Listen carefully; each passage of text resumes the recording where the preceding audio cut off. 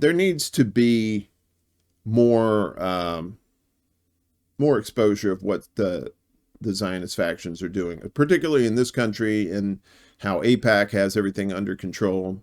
And that's another thing with like elections, right, in this country. As long as AIPAC is shelling out that cash, you're not going to have fair elections in this country. That's 100% guaranteed, right? Because you got all these cucks that are in the government who take that AIPAC money, and then they will defend them to the hilt. Richie Torres is a good example of that. My God, you'd think he was Israeli. He's not, but you'd think. Well, the cult is going to get a chance to see their cult hero when he comes to address Congress on Wednesday. And who am I talking about? Well, of course, you know I'm talking about Bibi, baby. And huge protests await Netanyahu ahead of his address to the U.S. Congress. So this is from Press TV, I believe out of Iran. Thousands of protesters plan to take to the streets in Washington. Oh, this looks a little kooky. Let's try that. Thousands in Washington and across the United States as the head of the Israeli regime, Benjamin Netanyahu, is set to address Congress on Wednesday. He'll be in Washington for an address to a joint meeting of Congress. He's also scheduled to meet President Joe Biden on Monday. Not that Biden's going to remember that meeting. His arrival in Washington is expected to spark massive protests as people in the United States are outraged that Netanyahu has been invited to speak to Congress. Again, the Washington Post reported, citing a protest organizer. We consider it a disgrace that Benjamin Netanyahu has been invited to speak to both houses of Congress, said Brian Becker, the executive director of the Answer Coalition. About 5,000 people are estimated to attend only one gathering in Washington on the day of Netanyahu's address, according to a permit application submitted to the National Park Service. People, Becker said, will take part in several demonstrations with varying demands, including a ceasefire in Gaza and end to Washington's military aid to Israel. U.S. Capitol Police, those guys, remember January 6th, been working around the clock with our federal, state, and local partners to prepare Netanyahu's visit, according to the statement. So he's coming. He's not even breathing hard. Wait, what? No, he's coming to Washington. So this will be BB's second concert at the Rotunda, or wherever the fuck it is.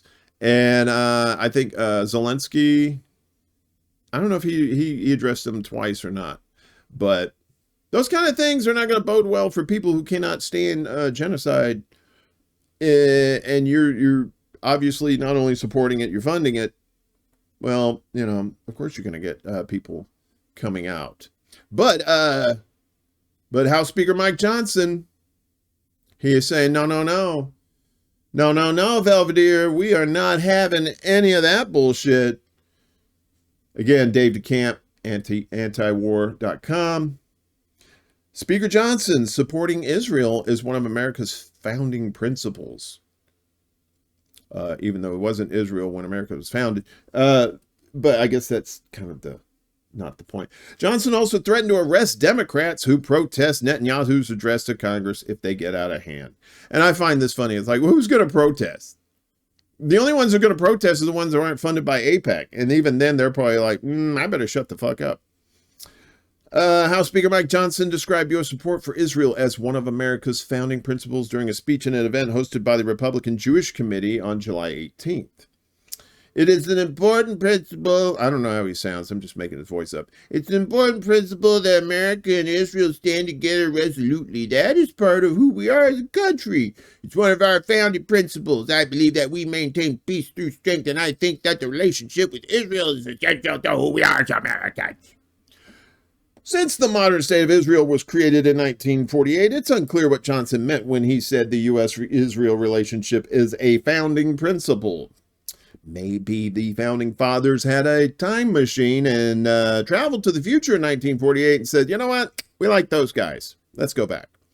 The most well-known founding fathers would also disagree with Johnson, since they strongly warned against permanent alliances and attachments to other nations. And you see like some of these towns, they'd be flying the American flag, and right under it is the flag of Israel. You do not, you don't fly a foreign flag in America unless it's like an embassy or something like that. And I'm sorry, a courthouse is not an embassy. In his farewell address in 1796, George Washington said, quote, "A passionate attachment of one nation for another produces a variety of evils. Sympathy for the favorite nation, facilitating the illusion of an imaginary common interest in cases where no real common interest exists, and infusing into one the enmities of the other, betrays the former into a participation in the quarrels and wars of the latter, without adequate inducement or justification." Whew. Man, that dude could talk, man. Biden probably say, look, fat, we need the money.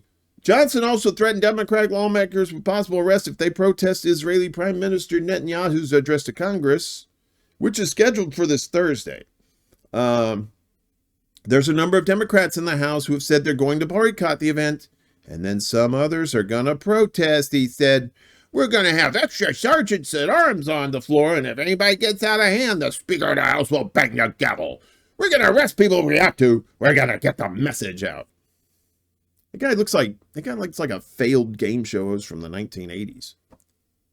That Mike Johnson guy. Too bad his first name isn't Richard. I think it could be Dick Johnson. Giggity go go go, giggity go, giggity shmoigan. So yeah, BB's coming.